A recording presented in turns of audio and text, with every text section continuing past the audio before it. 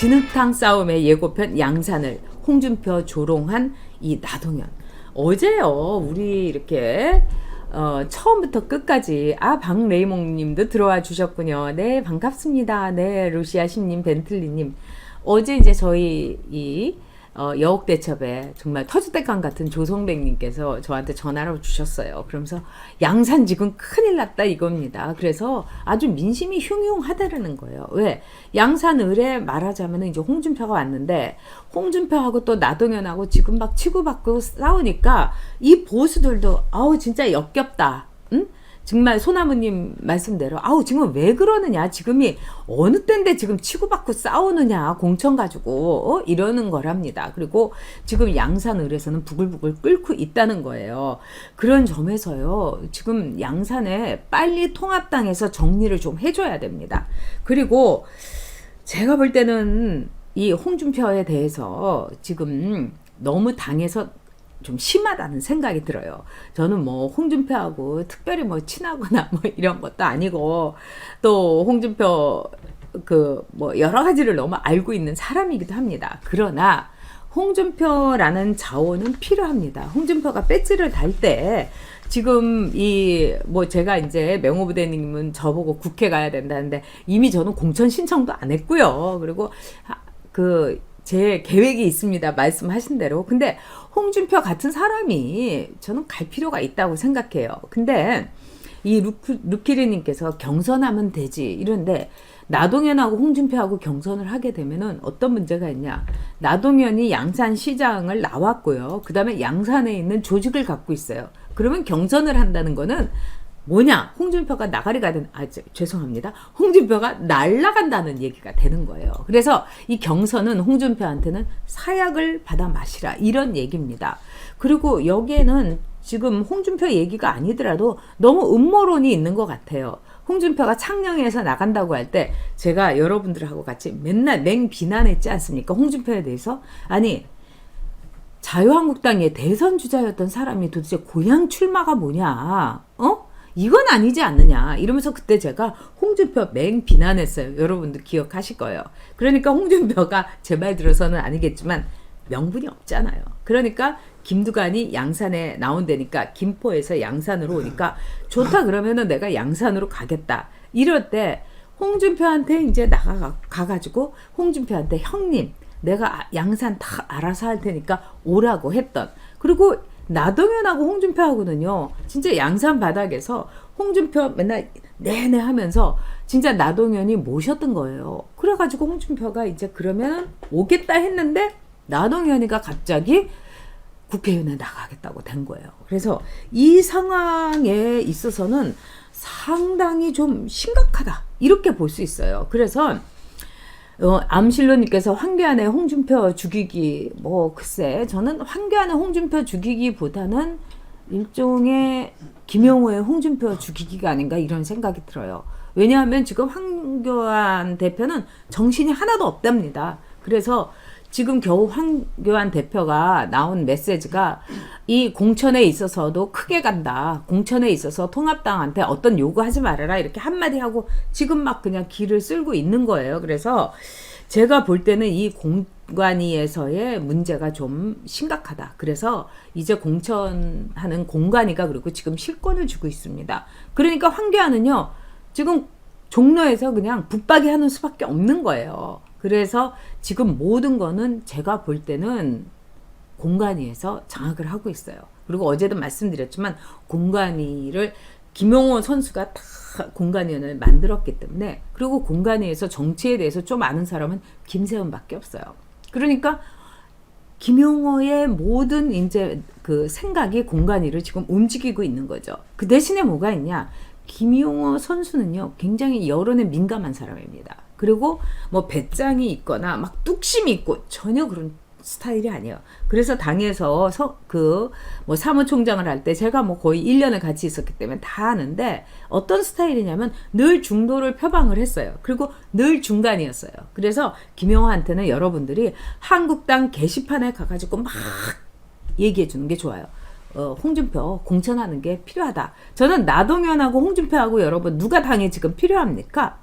그래도 홍준표가 필요한 거예요. 홍준표가 막 이렇게 공격도 해주고 정말 선전선동도 쟤네들이 맞서가지고 이 단수가 맞는 게 홍준표밖에 없습니다. 그렇기 때문에 홍준표가 이제 나서야 되는 거예요. 그런데 홍준표가 이제 오늘 이제 페이스북에다가 장문의 글을 올렸어요. 뭐라고 했느냐? 나 전 시장이 자신에게 양산을 출마를 요청했다. 이렇게 가까운 사이인데 당에서 나 전 시장에게 출마를 권유해서 졸지의 공천 경쟁자가 됐다. 여기에 방점을 찍어야 되는 거죠.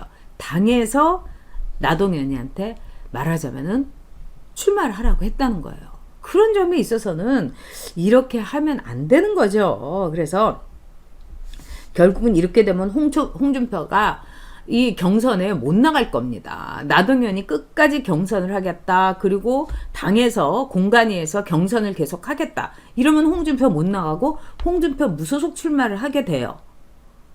그러면 어떻게 됩니까, 여러분? 홍준표가 무소속 출마하고 나동현이 나오고 김두관이는 선거운동도 안 해도 됩니다, 여러분. 그냥 앉아가지고 집에서 그냥 텔레비전이나 보면서 팔굽혀 펴기나 하면서 그냥 집콕, 방콕 해도요, 김두관이는 되는 거예요, 여러분. 이거는 아니지 않습니까? 진짜 홍준표가 뭐 미래의 경쟁자건 당대표 되건 뭐 이게 김용호가 싫다 하더라도 이건 아니죠. 지금 한석이 귀합니다. 그러면 그 한석을 김두관에게 바치겠어요? 오히려 김두관이 같은 그 민주당 안에서의 일종의 경쟁자, 물론 친노이기 때문에 친문들이 김두관 좋아하지 않습니다. 그러니까 김두관도 그거를 알고서 말하자면 김포에서 양산까지 온 거예요. 러브콜 보내려고 친문들한테. 그러면은 이번에 홍준표가 나와가지고 김두관이를 날려주는 것만으로도 이거는 박수 받을 일입니다. 그 다음에 여론조사에서 김두관보다 홍준표가 한 5% 정도 앞선 여론조사가 지금 계속 나오고 있어요. 그러면 얘기 끝난 겁니다. 그리고 이 정치를 하는 데 있어서 여러분 크게 보고 내 이익이 아니라 더 큰 이익을 보는 거예요. 제가 뭐 저한테 그렇게 못되게 굴었던 뭐 친박이라든지 막 박사모라든가 이런 사람에 대해서 이를 뽀드득 깔면서 가만 안 두겠다. 내가 다 갚아주겠다. 그런 얘기 한 적 없지 않습니까, 여러분? 왜? 대한민국이라는 큰 틀에서. 근데 지금 양산을에서 지금 이렇게 나오면요, 큰일 나는 겁니다. 네. 자, 이기정님, 분열은 패배입니다. 그리고 막걸리가 조한님, 홍준표가 우파의 자산이다. 이제 그렇게 봐야 되는 거죠. 그리고 이 도르도르님께서 여론조사도 홍준표가 이기는 걸로 나오는데 무슨 경선입니까? 그리고 사실은요, 이 경선이라는 게 선거에서는 굉장히 독이에요.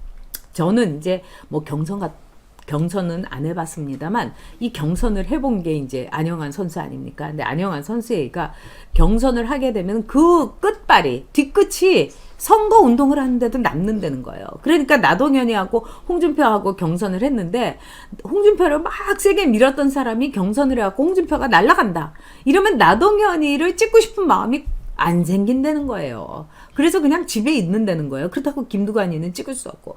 근데 이러면 선거 집니다, 여러분. 그래서 지금 제가 볼 때는 이 통합당이 좀 통 크게 생각하고 김용호도 통 크게 생각해야 돼요. 그리고 나동현이 보다는 전국적으로 인지도가 있는 말하자면은 홍준표를 아주 세게 밀어주는 게 좋습니다. 자, 남산 일트비님, 홍준표 지지합니다. 네. 자, 노라 하트님, 네, 김세연 별로다. 그래도 김세연이 제가 이번에 3선이지만 불출마하겠다. 뭐 이런 거는 김세연은 좀 패기가 없어서 그렇지 이 결은 찬 원단은 좋은 사람입니다. 네.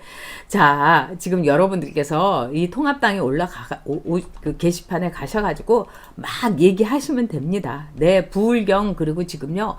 부울경이 굉장히 부글부글한데 부울경이 그 기세를 가지고 승리를 해야 됩니다. 그리고 부산 지금은요, 부산 문재인에 대해서 뒤집혀 가고 있는데 또 막판에 공천 잘못하면은 굉장히 문제가 될 거다 이렇게 생각합니다.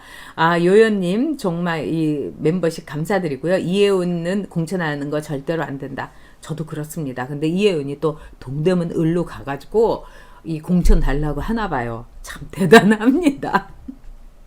그러니까 이혜훈에 대한 이혜훈의 권력욕은 참 대단해요. 저한테는 어떻게 보면 그런 아주 그냥 치열한 권력 의지가 저한테는 없어서 제가 정치인으로서 저에 대해서 아유 참 저기 심각하다 이렇게 생각도 한 적이 있었습니다. 저는 오로지 대한민국뿐입니다. 제가 권력 의지가 있다면은요, 박근혜 전 대통령이 대통령 후보 되지 않는 게 좋다. 진짜 이건 문제가 있다 이런 말 해가지고 제 정치적인 무덤은 파지 않았을 거예요. 근데 저는 그 당시에 정말 나라 위해서 그런 겁니다. 그리고 권력을 잡은 건 그거는 개인의 권력이 아니라 국민의 권력입니다. 그래서 끝까지 지켜야 되는 거죠. 그리고 무조건 하셔야 됩니다. 이번에 하나로 뭉쳐야 되는 겁니다. 그래서 정말 다행이다. 자, 딸기파파님께서 김용호가 공천심사위원장이 아니라 미래통합당의 손학규인 듯하다. 아우, 빙고. 네, 진짜 손학규의 퇴장을 보세요. 너무나 추레하고 너무나 지저분하지 않습니까? 이게 왜냐면 사심 정치에서 그래요. 그래서 우리는 다 공천하고 공심 정치 해야 됩니다. 여윤아루님께서 홍준표 관훈 토론 보시면 놀랍다. 홍준표가 대통령으로 나왔을 때도요, 정말 저는 굉장히 우리 보수들을 위해서는 시원한 말 많이 했어요. 예를 들면 그랬잖아요. 가난한 사람에게는 부자 될 기회를 주고 부자에게는 돈을 마음껏 쓸 기회를 주겠다. 까막눈 어머니의 아들이 대한민국의 대선 후보 됐다. 이런 거 같은 건 우리에게 굉장히 이렇게 이 마음을 흔드는 거죠. 네. 국민의 권력입니다. 네. 참, 네. 이혜훈 공천하면은 동대문 주민들 기분 나쁠 것. 그렇죠. 그리고 돈 문제는 아주 깨끗해야 됩니다. 왜? 지금 루키루님께서 김치 스캔들 말씀하셨는데요. 정말 그러시면 안 됩니다. 그러니까 김치 받아먹고 이러면 안 돼요. 그리고 그 옥모라는 여자는 여의도에서 굉장히 그 유명한 위험 인물이에요. 저 여자하고는 같이 하면은 엮인다. 그리고 저 여자는 막 돈 꿔준다. 이러지 않고 처음부터 이 바친다고 한 거 아닙니까? 그러다가 이혜은이 뭐 다 갚았다 이러는데, 정치인은 돈 문제는 깨끗해야 되는 거예요.